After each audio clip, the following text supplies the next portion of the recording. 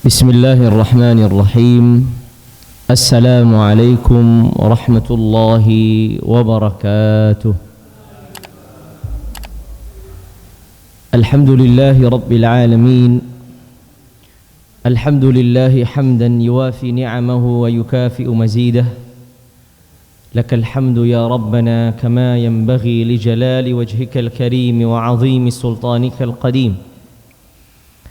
أشهد أن لا إله إلا الله وحده لا شريك له، وأشهد أن سيدنا محمدا عبد الله ورسوله. اللهم صل وسلم وبارك على عبدك ورسولك النبي الأمي سيدنا محمد وعلى آله وأزواجه وذريته وصحابته والتابعين ومن تبعهم بإحسان واقتفى أثرهم إلى يوم الدين. أما بعد، فاللهم لا علم لنا إلا ما علمتنا إنك أنت العليم الحكيم.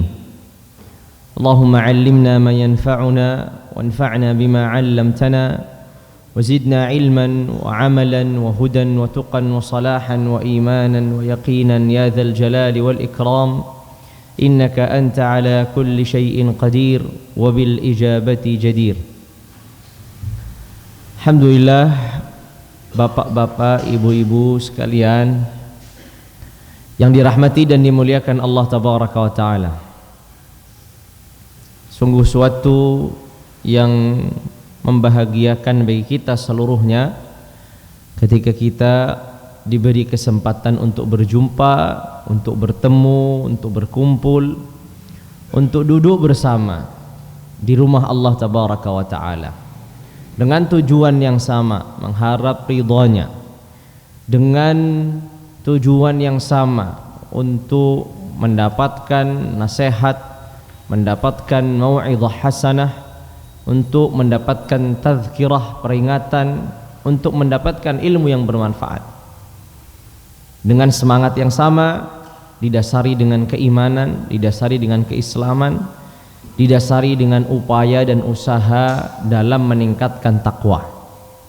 Alhamdulillah, pada malam hari ini kembali lagi kita bertemu, berjumpa pada masjid yang semoga Allah Tabaraka wa Ta'ala ini selalu beri keberkahannya, rahmatnya bagi siapapun yang berada di masjid ini dan selalu menghidupkannya.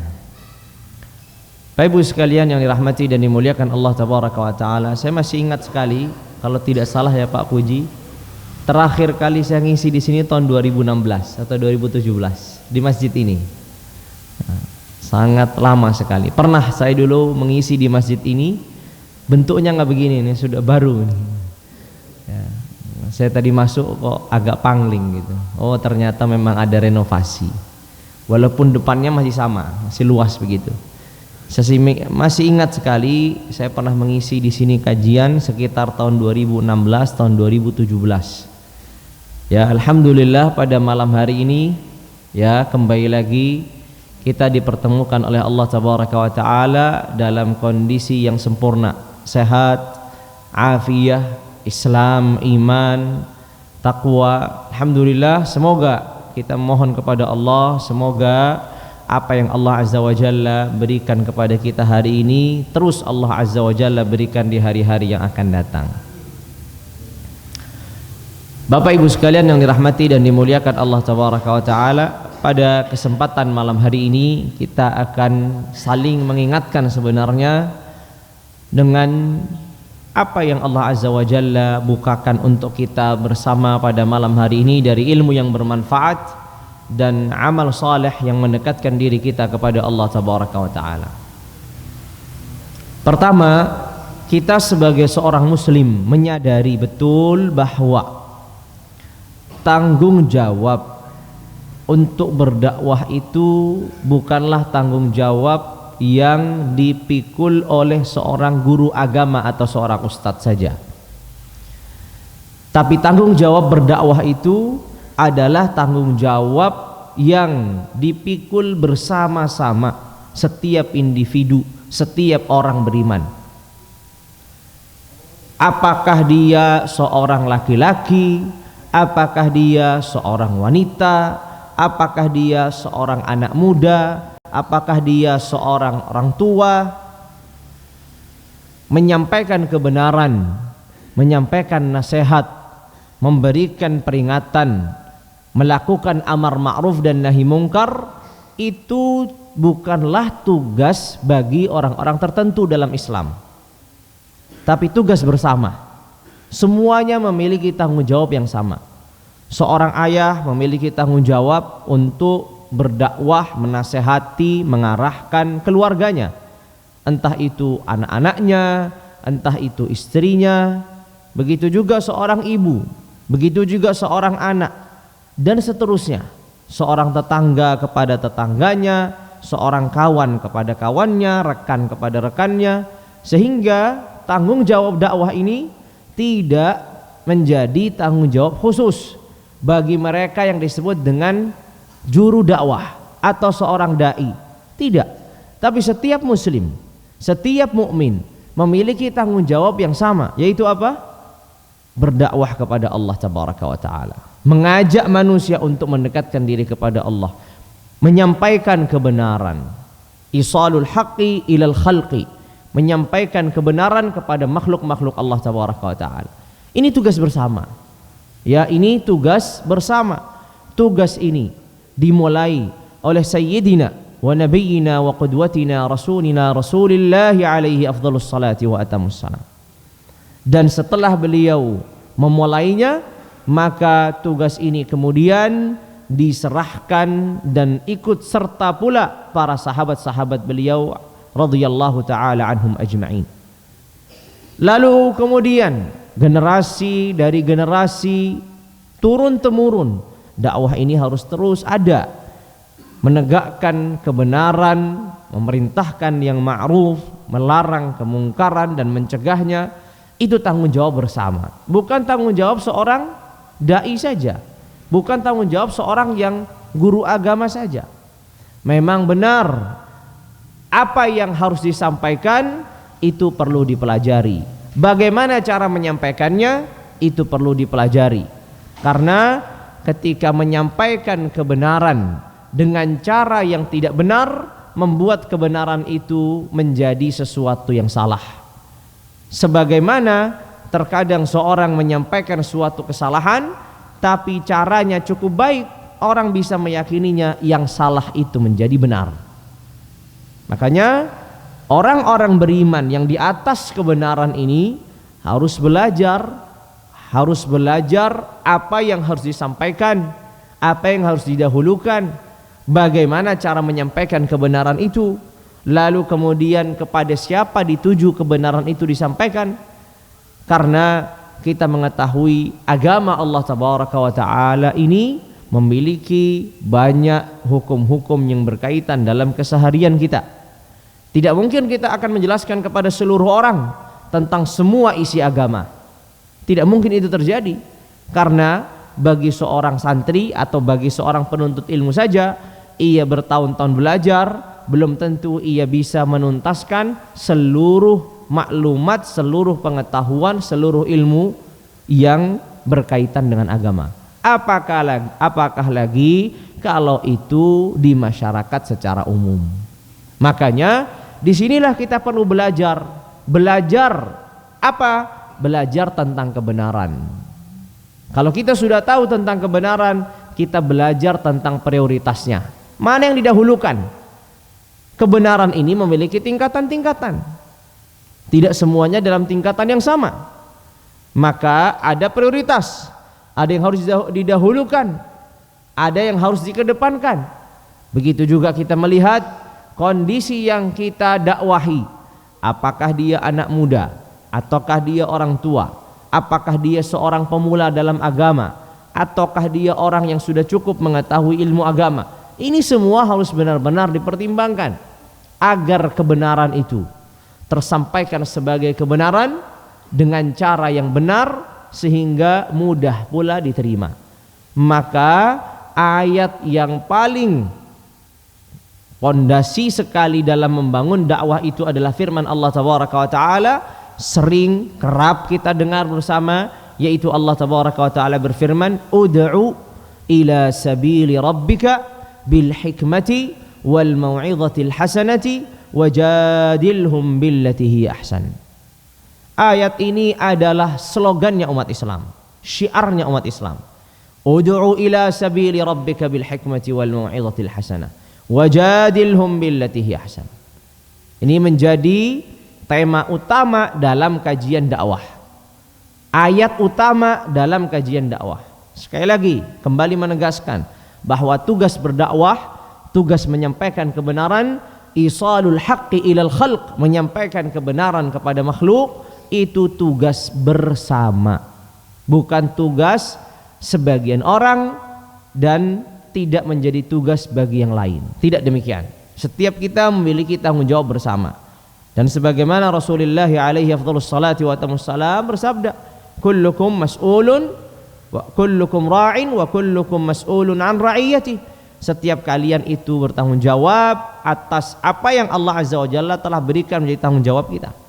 Makanya Bapak Ibu sekalian yang dirahmati dan dimuliakan Allah tabaraka wa taala, pada malam hari ini kalau kita sudah menyadari, kalau kita sudah mengetahui bahwasanya tugas berdakwah itu tugas bersama, maka kita perlu mengetahui bahwasanya menyampaikan kebenaran itu memerlukan cara-cara yang benar pula. Makanya Allah tabaraka wa taala melarang orang-orang beriman pada waktu itu, yaitu pada zaman sahabat, agar mereka tidak mencela Tuhan-Tuhan yang disembah oleh orang-orang kafir. Wala tasubbul ladzina yad'una min dunillah fayasubbullaha adwan bighairi ilm. Jangan kalian mencela. Wala tasubbul ladzina yad'una min dunillah. Jangan kalian mencela orang-orang yang menyembah kepada selain Allah. Baik. Kemudian yang terjadi apa?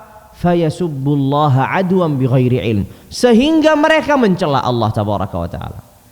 Ketika mencela Tuhan-Tuhan mereka, membuat Allah tercela, sebabnya adalah kita, perbuatan kita menjadi tercela. Padahal mencela Tuhan-Tuhan selain Allah itu sudah benar. Tuhan-Tuhan selain Allah yang disekutukan, Tuhan-Tuhan yang disembah selain Allah tabaraka wa taala Jalla wa'ala, itu sudah benar, karena mereka Tuhan-Tuhan yang batil, tidak berhak disembah.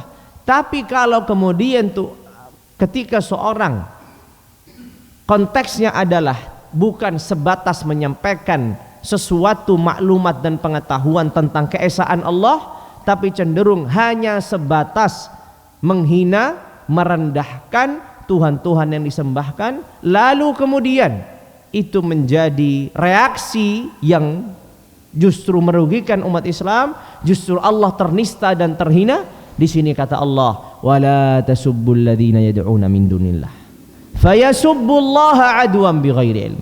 Jangan kalian mencela orang-orang yang menyekutukan Allah, menyembah selain Allah, sehingga mereka mencela Allah tabaraka wa taala tanpa pengetahuan atau dengan kebodohan yang mereka miliki.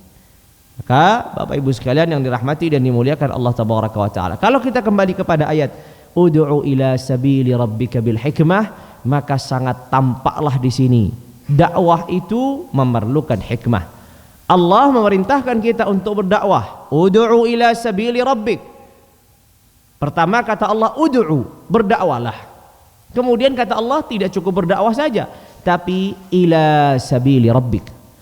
Berdakwah itu mengajak orang lain itu kepada sabili rabbik, jalan Tuhanmu, bukan kepada diri kita, bukan kepada kelompok kita, bukan kepada masjid kita, bukan kepada komunitas kita, bukan hanya sebatas terbatas dalam komunitas-komunitas dan lingkup-lingkup kecil kita, tapi ud'u ila sabili rabbik, sabili rabbik, jalan Tuhanmu, bukan jalan-jalan yang lain.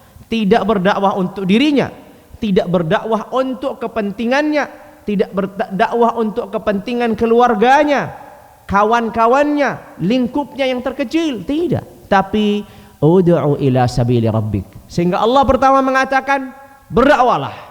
Tapi kata Allah ila sabili rabbik, berdakwahnya itu mengajak manusia untuk apa? Untuk berjalan di jalan Allah. Lalu kemudian kata Allah tabaraka wa taala, ud'u ila sabili rabbika bil hikmah. Sehingga berdakwah, dan berdakwahnya itu mengajak kepada jalan Allah. Lalu kemudian mengajak kepada jalan Allah ini perlu hikmah, bijaksana. Perlu bijaksana. Perlu seorang itu memiliki ilmu.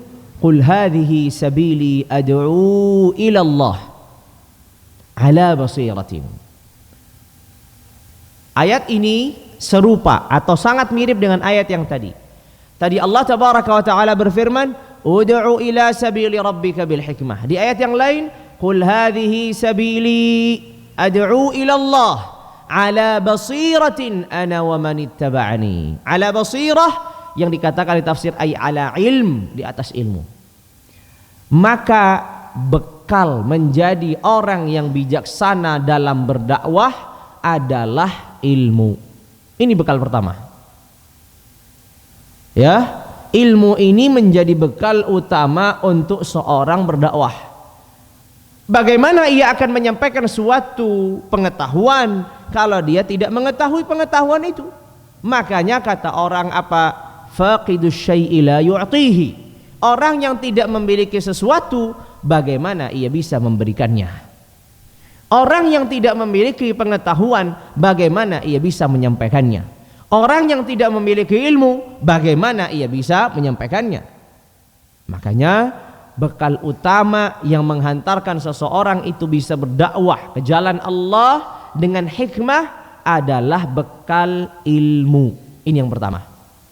Dan ilmu ini menjadi pondasi yang utama dalam menyampaikan kebenaran. Ya, karena ilmu inilah yang akan membuat seorang ketika menyampaikan suatu kebenaran dia tahu dasarnya. Apa kebenaran itu? Apakah benar-benar memiliki dasar, ataukah kebenaran ini suatu kebenaran yang samar sebenarnya? Belum tentu benar-benar suatu kebenaran. Karena kita ketahui bahwasanya antara kebenaran dan kebatilan ada pertengahan, di tengah-tengahnya itu sesuatu hal-hal yang samar. Jangan-jangan yang kita ajak ini bukan sesuatu yang benar-benar benar gitu. Ternyata sesuatu yang samar. Nah, makanya ilmu inilah yang akan menjadi bekal. Ilmu inilah akan mengawal seorang dalam berdakwah. Ia tahu hukum ini haram, maka ia akan katakan haram. Ia tahu hukum ini wajib, maka dia akan wajib. Tapi dia tahu itu didasari dengan ilmu, bukan katanya dan katanya, ya, tapi benar-benar didasari dengan pengetahuan. Maka ilmu yang mendasar yang harus kita sampaikan dengan cara yang benar adalah ilmu yang bentuknya wajib bagi seorang muslim mengetahuinya. Apa itu ilmu yang wajib bagi seorang muslim untuk diketahuinya? Ilmu-ilmu yang membuat keyakinannya menjadi keyakinan yang benar. Ketika seorang memiliki pengetahuan ini, maka dia memiliki akidah yang sahihah, keyakinan yang benar. Ilmu yang membuat ibadahnya itu menjadi ibadah-ibadah yang sah. Tahu rukunnya, tahu syaratnya, tahu pembatalnya. Ini ilmu yang wajib. Nah, makanya ilmu inilah akan menjadi bekal memilah dan memilih apa yang harus disampaikan terlebih dahulu, apa yang diakhirkan. Karena seorang ketika mengetahui ternyata ilmu itu juga memiliki tingkatan, kebenaran itu juga memiliki tingkatan. Sebagai contoh, mengesahkan Allah tabaraka wa taala adalah suatu kebenaran yang tidak bisa dinafikan dengan apapun. Mentauhidkan Allah tabaraka wa taala adalah suatu kelaziman yang tidak bisa dibantah dengan apapun. Sebagai seorang mukmin pasti akan mengajak manusia untuk mengesahkan Allah. Ini nggak ada tawar menawar di dalamnya. Sehingga kebenaran yang jelas-jelas benar. Kewajiban melaksanakan sholat.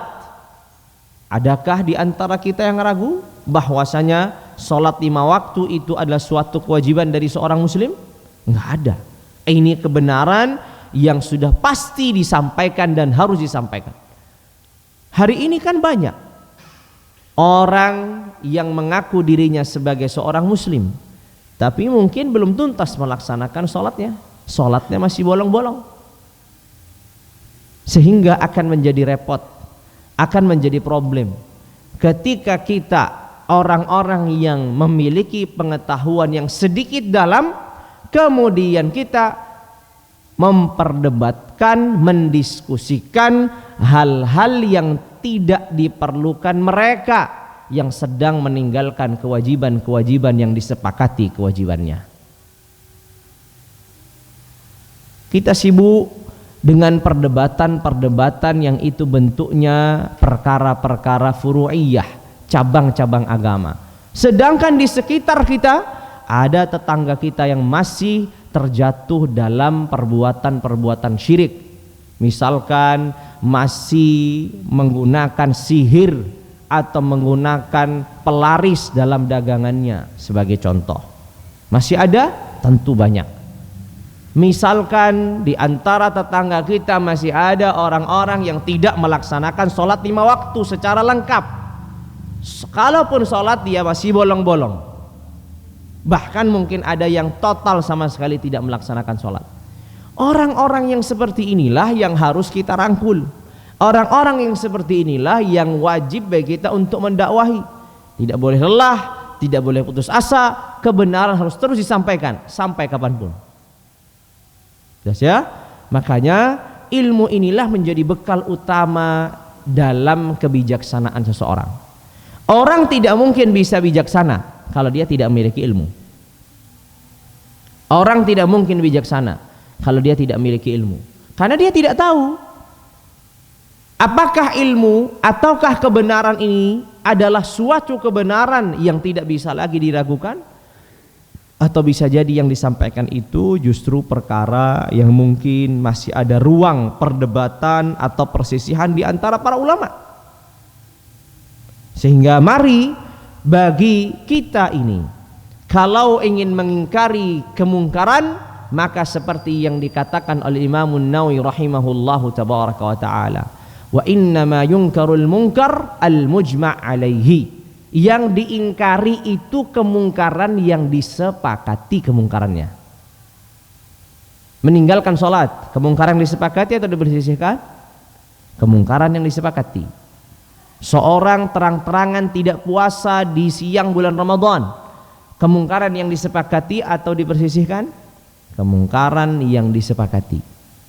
Ya, misalkan seperti itu. Ada orang-orang yang masih menggunakan cara-cara yang Allah haramkan dalam jual beli, berdagang, atau bahkan terjatuh dalam kesyirikan, menggunakan ilmu-ilmu hitam.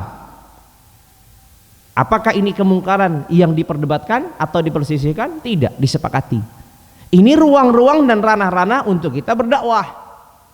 Tapi kalau kita sibuk dengan perkara-perkara yang dipersisihkan para ulama, maka itu bukan tugas kita.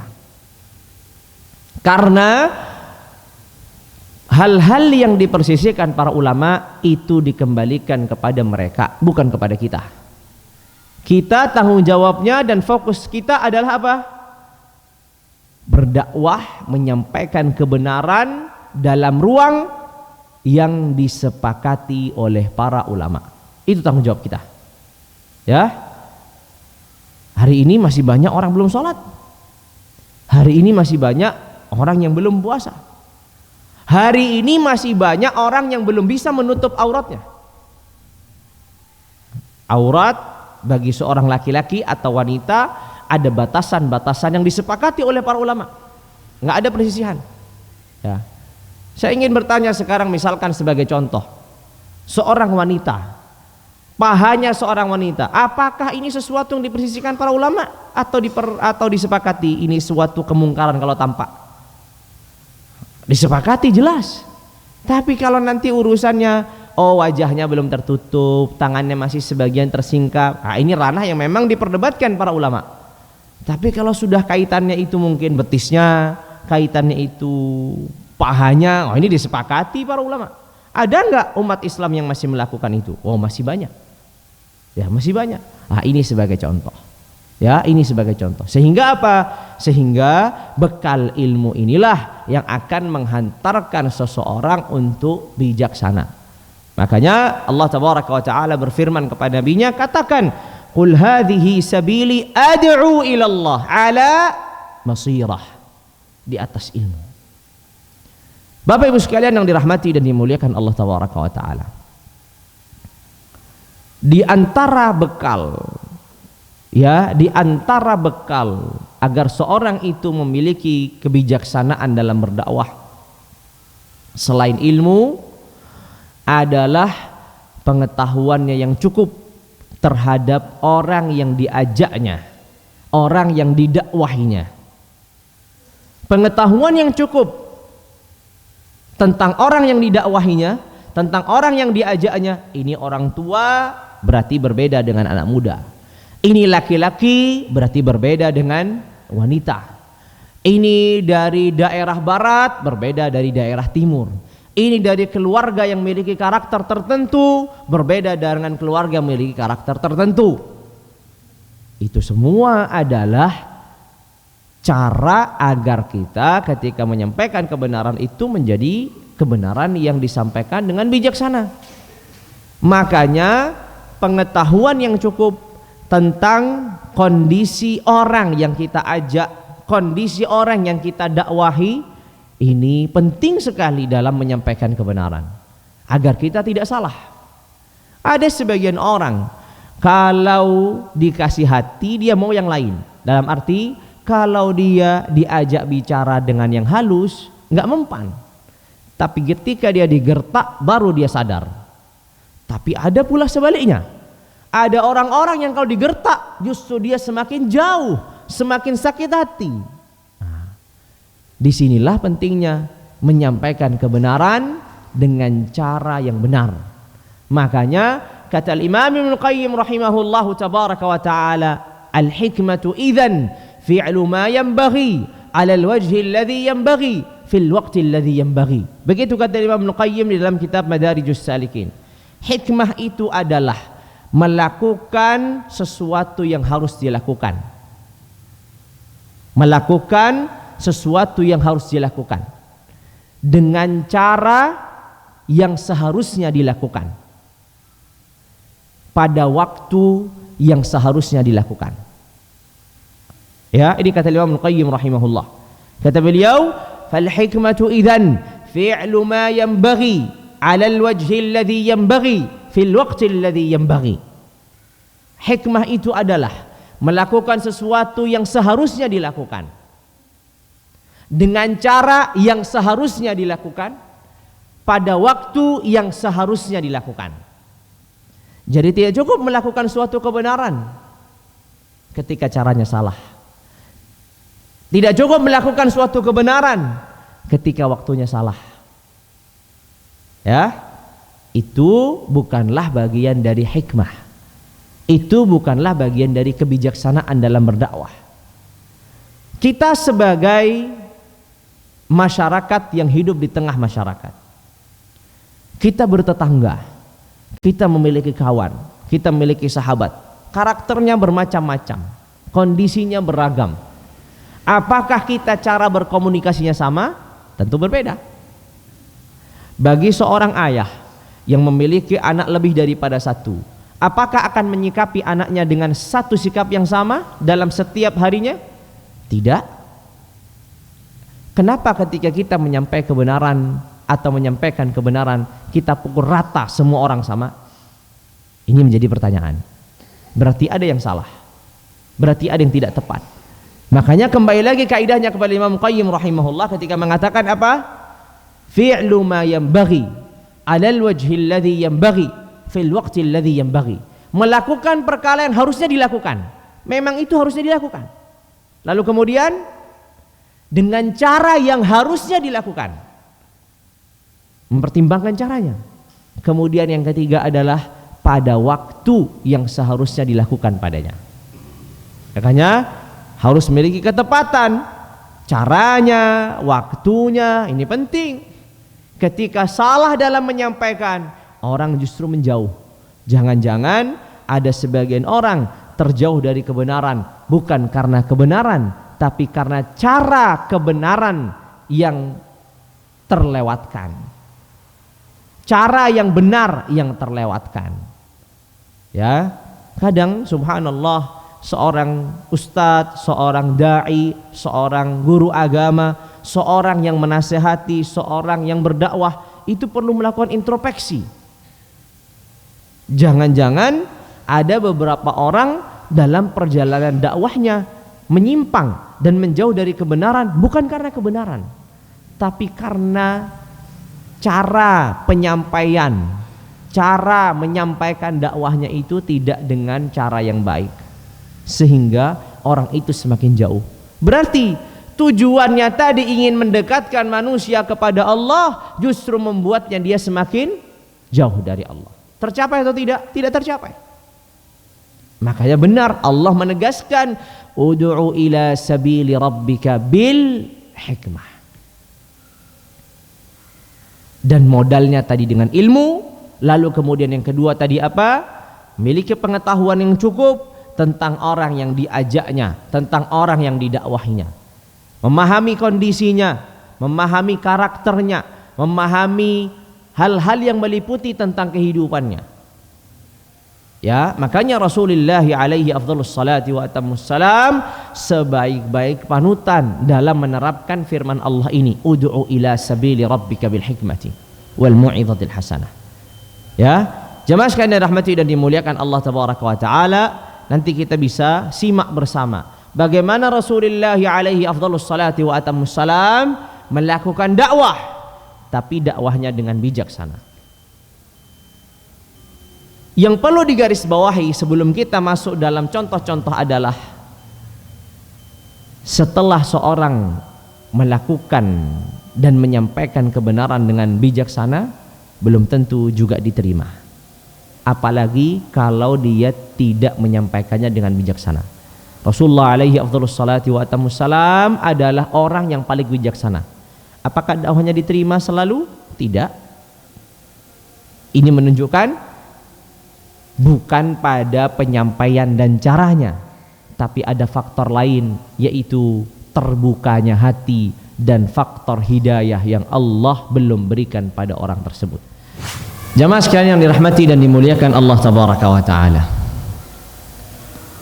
Pada poin yang kedua tadi dikatakan bahwa salah satu modal agar seorang itu bijaksana adalah mengetahui, memiliki pengetahuan yang cukup kepada orang-orang yang diajaknya, kepada orang-orang yang dakwahinya.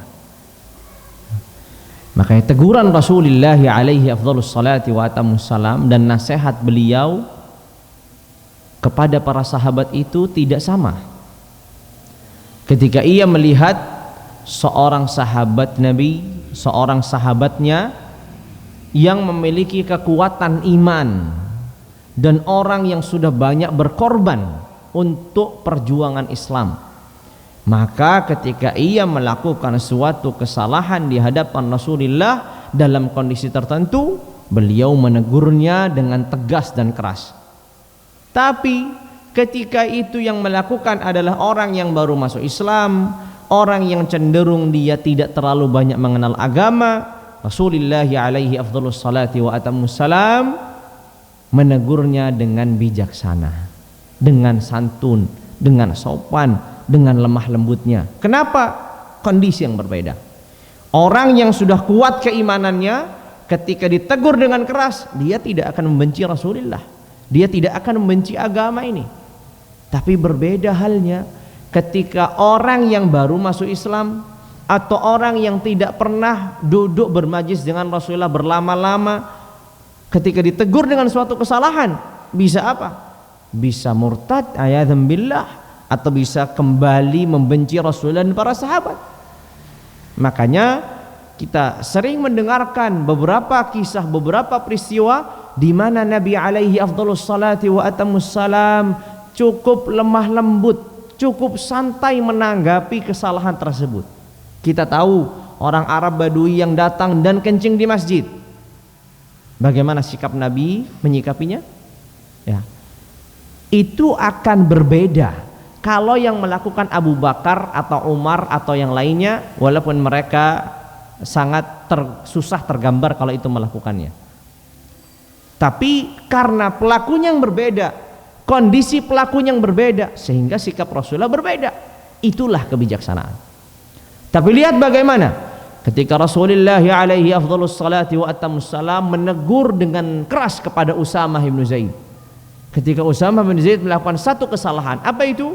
Dalam satu peperangan, Usamah bin Zaid radhiyallahu taala anhuma wa ardahuma membunuh seorang yang sudah mengucapkan kalimat syahadat. Usamah bin Zaid melihat orang ini sudah banyak melukai kaum muslimin dengan pedangnya, dengan ketangguhannya. Ketika Usamah datang ingin membunuhnya, dia mengatakan, asyhadu an la ilaha illallah wa asyhadu anna muhammadar rasulullah. Usamah mengambil suatu kesimpulan yang diucapkannya itu karena paksaan. Dia terpaksa untuk menyelamatkan nyawanya karena sebentar lagi Usamah akan membunuhnya. Lalu dia mengucapkan itu. Maka Usamah melanjutkan tebasannya sampai kemudian orang ini meninggal. Lalu kemudian sampailah kabar ini kepada Rasulullah alaihi afdhalus salati wa atammus salam. Maka Rasulullah sallallahu alaihi wasallam mengatakan, ya Usamah, kaifa bila ilaha illallah yaumil qiyamah. Usamah, gimana kau akan menghadapi kalimat tauhid ini pada hari kiamat nanti?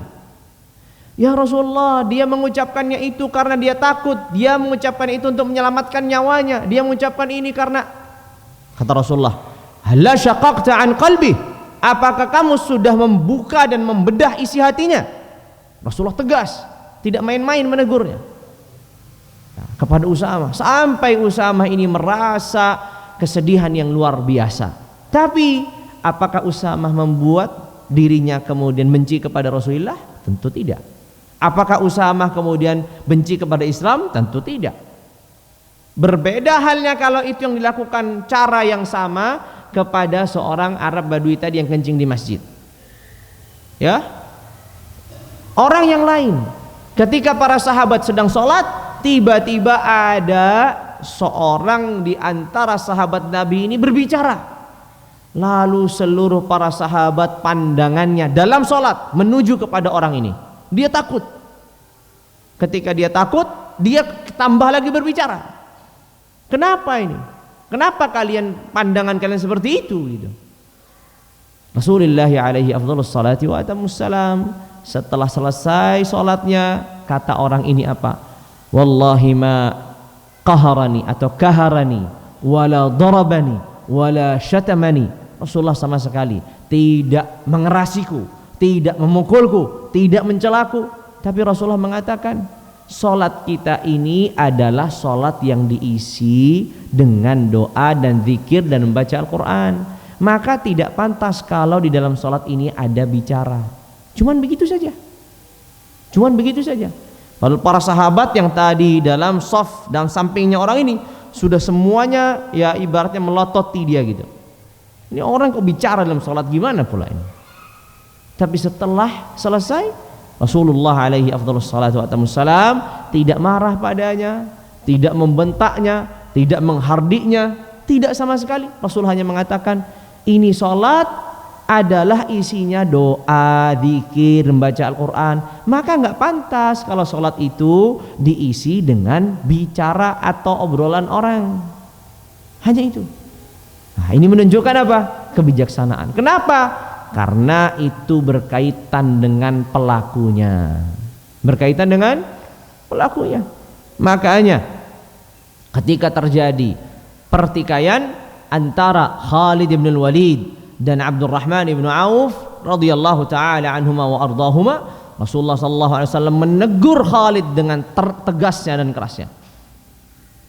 Kata beliau, la tasubbu ashabi, janganlah kalian mencela sahabat-sahabatku.